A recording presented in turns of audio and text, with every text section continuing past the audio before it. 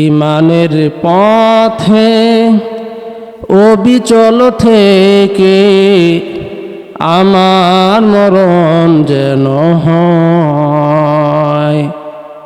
ইমানের পথে অবিচল থেকে আমার মরণ যেন হয়। তোমারই কাছে মিনতি আমার, তোমারই কাছে মিনতি আমার, ও গো মহিম রহমান। ইমানের পথে অবিচল থেকে আমার মরণ যেন হয়। লা ইলাহা, জোরে লা ইলাহা ইল্লাল্লাহ, লা ইলাহা, সুন্দর লা ইলাহা ইল্লাল্লাহ, লা ইলাহা। হায় হায় রিকশা চলে না চালক ছাড়া, নৌকা চলে না মাঝি ছাড়া, কথা বলুন ঠিক কিনা? রিকশা চলে না চালক ছাড়া, নৌকা চলে না মাঝি ছাড়া, দুনিয়া চলে না আল্লাহ ছাড়া, দুনিয়া চলে না আল্লাহ ছাড়া, মুমিন চলে না জিকির ছাড়া। লা ইলাহা, জোরে লা ইলাহা ইল্লাল্লাহ, লা ইলাহা, লা ইলাহা ইল্লাল্লাহ, লা ইলাহা ইল্লাল্লাহ, লা ইলাহা ইল্লাল্লাহ, লা ইলাহা, সুন্দর লা ইলাহা, লা ইলাহা ইল্লাল্লাহু মুহাম্মাদুর রাসূলুল্লাহ সাল্লাল্লাহু আলাইহি ওয়াসাল্লাম। আলহামদুলিল্লাহ রাব্বিল আলামিন। আল্লাহ তাআলার দরবারে শুকরিয়া আদায় করব যে আল্লাহ তাআলা আমাদের সকলকে মুসলমানের ঘরে জন্ম দিয়েছেন।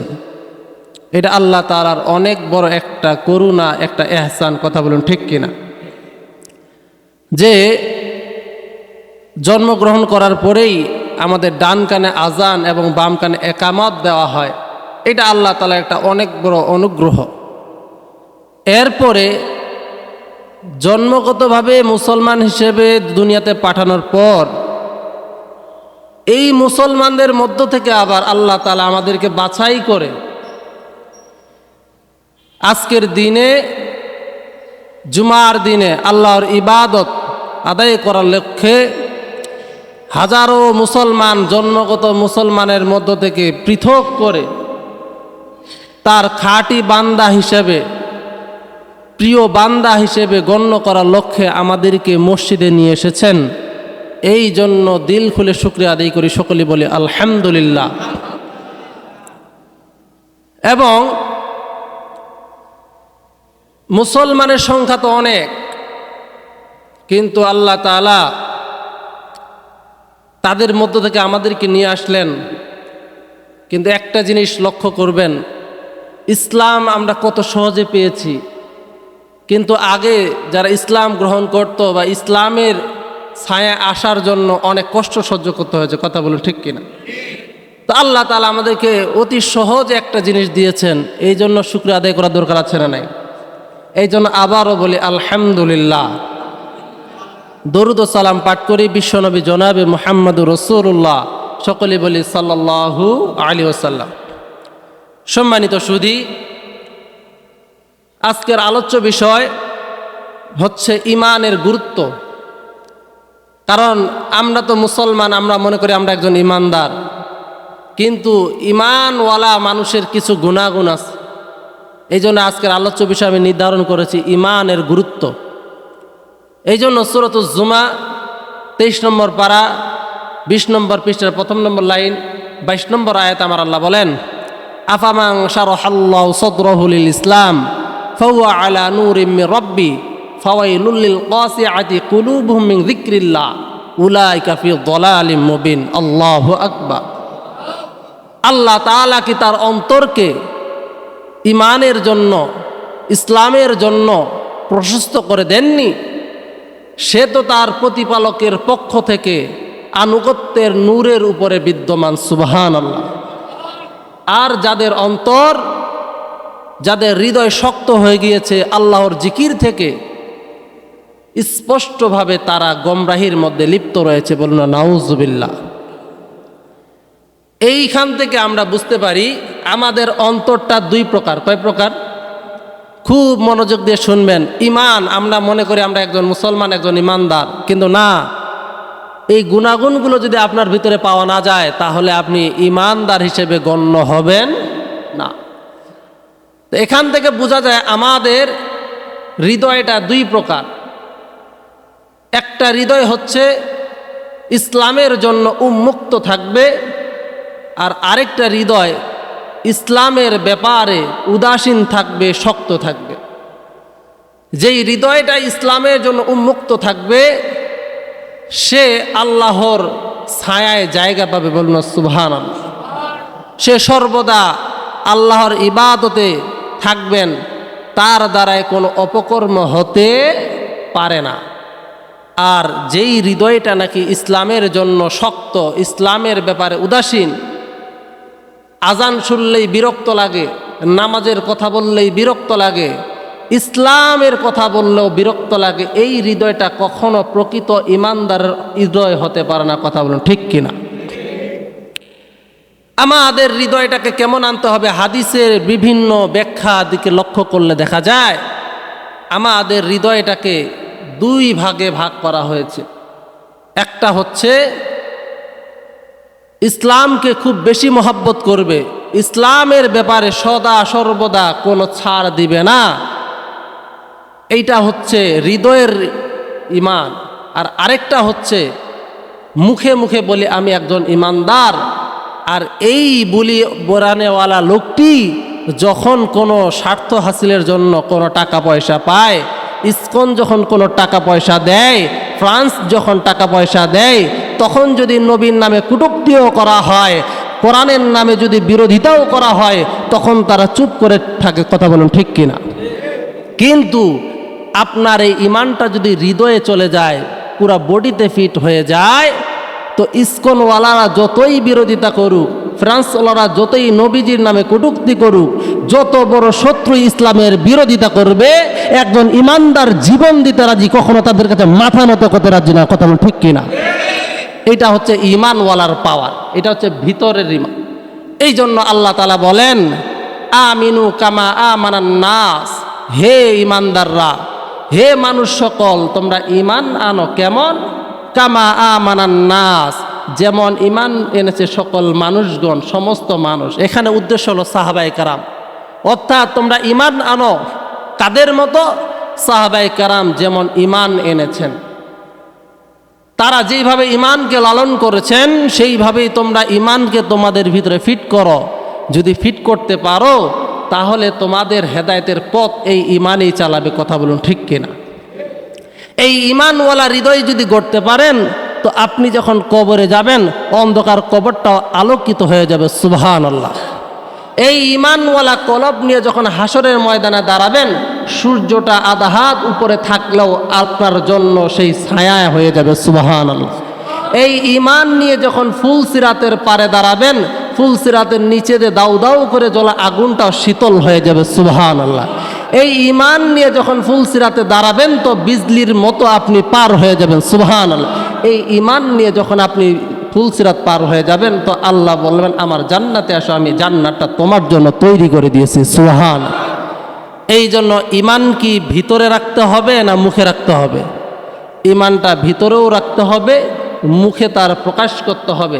কেউ যদি বলে আপনাকে, হুজুর আমার দাড়ি নাই, টুপি নাই, পাঞ্জাবি নাই, তো কি হয়েছে, আমি একজন ইমানদার, এটা ডাহা মিথ্যা কথা, এটা হচ্ছে মুখের ইমান। কারণ একজন মানুষ ইমানদার হবে, সে আবার টুপি দিবে না।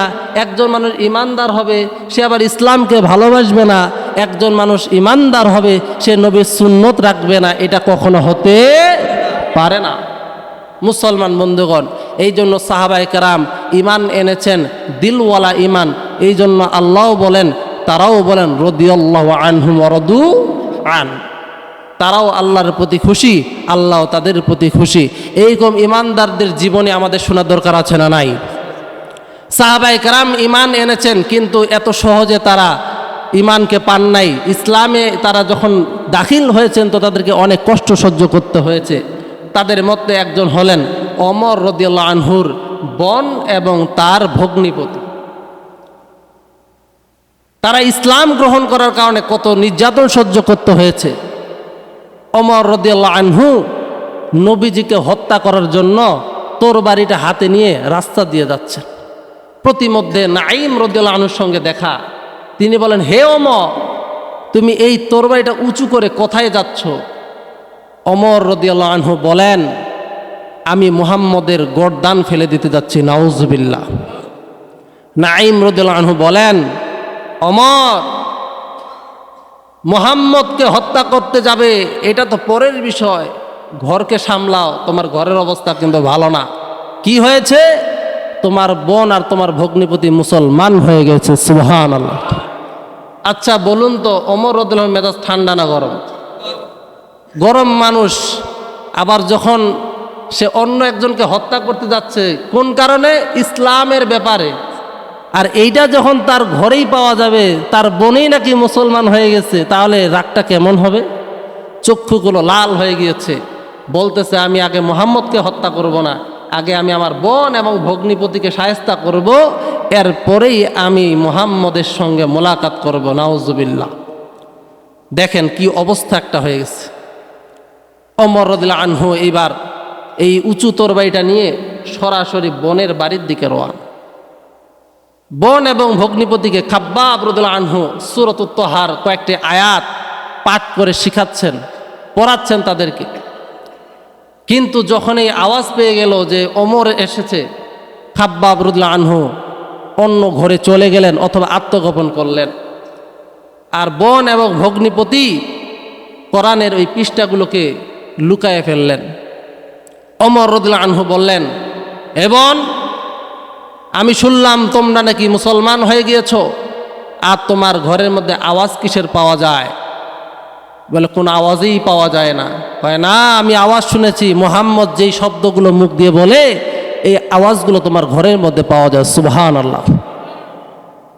তোমরা কি মুহাম্মদের ধর্ম গ্রহণ করেছো নাকি?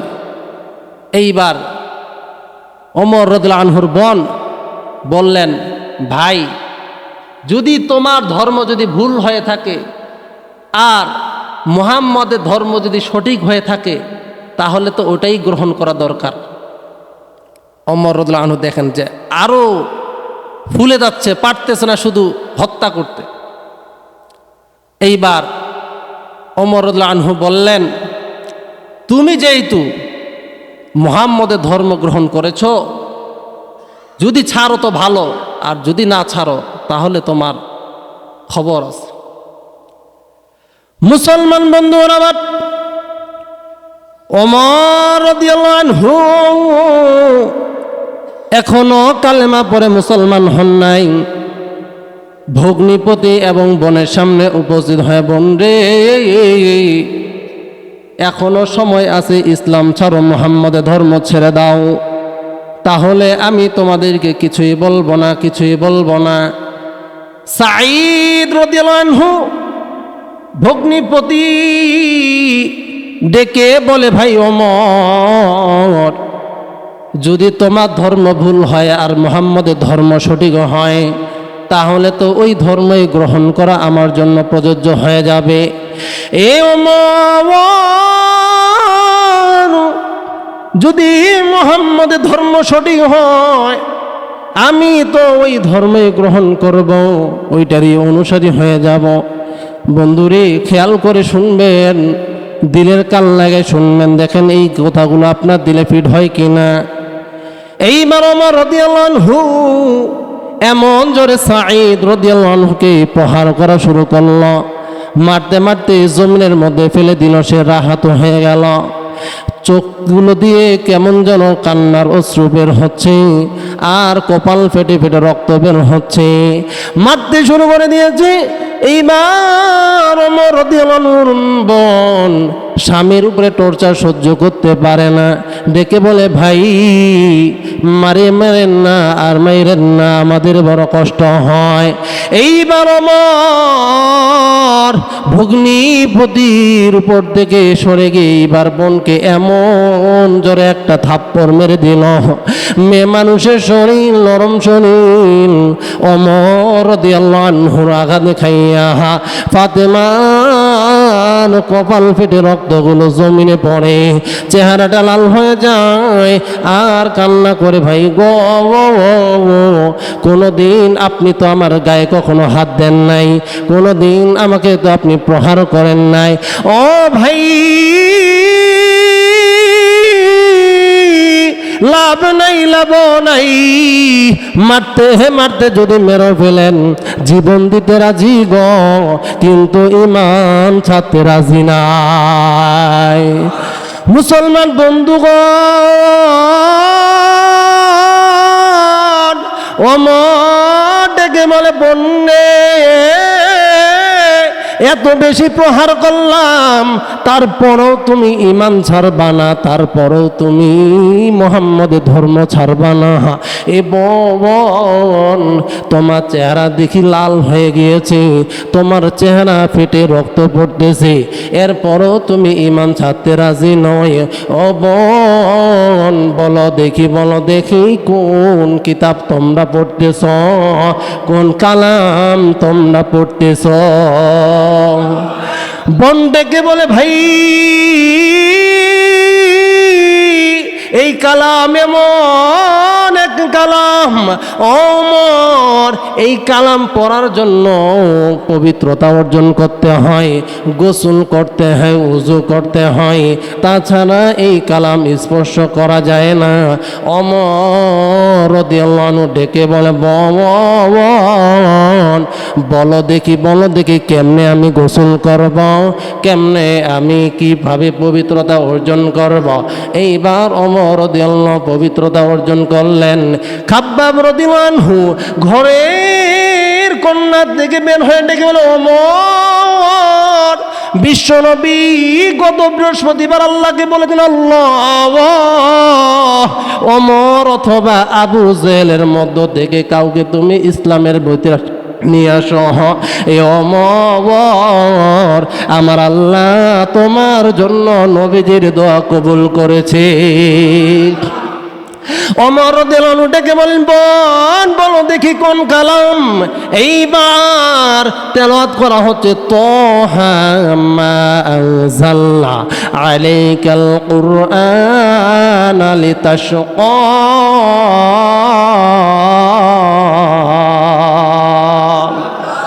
মুসলমান বন্ধুগণ, খুব খেয়াল করে শুনবেন, কোনো দিকে নজর নাই। ওমর রাদিয়াল্লাহু আনহু এইবার পবিত্রতা অর্জন করার পর হাতের মধ্যে তরবারিটা নিয়ে এইবার তিনি মুহাম্মদ নবীজি, বিশ্ব নবী রাসূলুল্লাহ সাল্লাল্লাহু আলাইহি সাল্লামের কাছে যাচ্ছেন। যখন তিনি বাড়ির কাছে অথবা ঘরের নিকটবর্তী হইলেন, সাহাবায়ে কেরামদেরকে বিশ্ব নবী তালিম দিচ্ছিলেন। ওমর রাদিয়াল্লাহু আনহুকে দেখতে পাইয়া সাহাবীরা ভয় পেয়ে গেল। হায় রে, ওমরের হাতে দেখি তরবারি দেখা যায়, না জানি আমার নবীর উপরে গন্ডগোল তৈরি করবে। হামজা রাদিয়াল্লাহু আনহু ডেকে বলে, ভাই তোমরা কেন ভয় পাও? ওমর যদি নেক নিয়তে এসে থাকে তাহলে আমরা তার সঙ্গে সদাচরণ করব, আর যদি বদ নিয়তে আসে তার তরবারি দ্বারা তাকে আমরা দ্বিখণ্ডিত করব। মুসলমান বন্ধুগণ, ওমর রাদিয়াল্লাহু আনহু দরজা খোলার পর যখন নবীজির বরাবর দাঁড়াইলেন, বিশ্বনবী বসা থেকে দাঁড়ায় গেলেন। ওমর রাদিয়াল্লাহু আনহু নবীজির সামনে আসে, নবীজিও সামনে যায়। নবীজি বরাবর যখন ওমর রাদিয়াল্লাহু আনহু দাঁড়ায় গেল, নবীজিকে দেখার পর ওমর রাদিয়াল্লাহু আনহুর লাল বর্ণ চক্ষুগুলো নিচের দিকে নেমে গেল। আল্লাহু আকবার। বিশ্বনবী ডেকে বলে, ওমর, এখনো কি তুমি ইসলাম গ্রহণ করবা না? ওমর রাদিয়াল্লাহু আনহুর কলারটা ধরে বিশ্বনবী টান দিলেন। টান দিয়ে বলেন, ওমর, এখনো কি তোমার ইসলাম গ্রহণ করতে মন চায় না? এখনো কি তোমার এই ছায়ে আসতে মন চায় না? ওমর রাদিয়াল্লাহু আনহুর হাতের তরবারিটা পড়ে গেল, শরীরটা কাঁপাকাঁপি শুরু হয়ে গেল। আর ডেকে বলে, নবীজি গো, আপনি আমাকে কালেমা পড়ায় দেন। এ বন্ধু খুব খেয়াল করে শুনবেন, ওমর রাদিয়াল্লাহু আনহু যখন কালেমা পড়েছেন, কিতাব ওয়ালারা প্রমাণ করে ওই সময় সাহাবায়ে কেরামগণ এত জোরে আল্লাহু আকবার তাকবীর দিয়েছিল। এই তাকবীরের কারণে মক্কার মধ্যে যতগুলো পাহাড় ছিল, পাহাড়ের মধ্য থেকে যখন আল্লাহু আকবারের ধ্বনি পড়ল, এমন আওয়াজ হইল রে বন্ধু,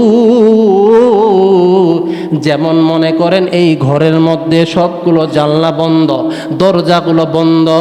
কেউ যদি একটা বল নিক্ষেপ করে, এই বল যেমন এক দেয়াল থেকে আরেক দেয়ালে যায়, আরেক দেয়াল থেকে আরেক দেয়ালে যায়, ঠিক ওই সময় ওমর রাদিয়াল্লাহু আনহু ইসলাম গ্রহণ করার কারণে সমস্ত সাহাবায়ে কেরাম এত জোরে আল্লাহু আকবার বলেছিল, এই আওয়াজের কারণে মক্কার বড় বড় পাহাড়গুলোর মধ্যে আওয়াজটা বাড়ি লাগতে লাগতে পুরা মক্কা নগরী ধ্বনিতে মুখরিত হয়ে গিয়েছে।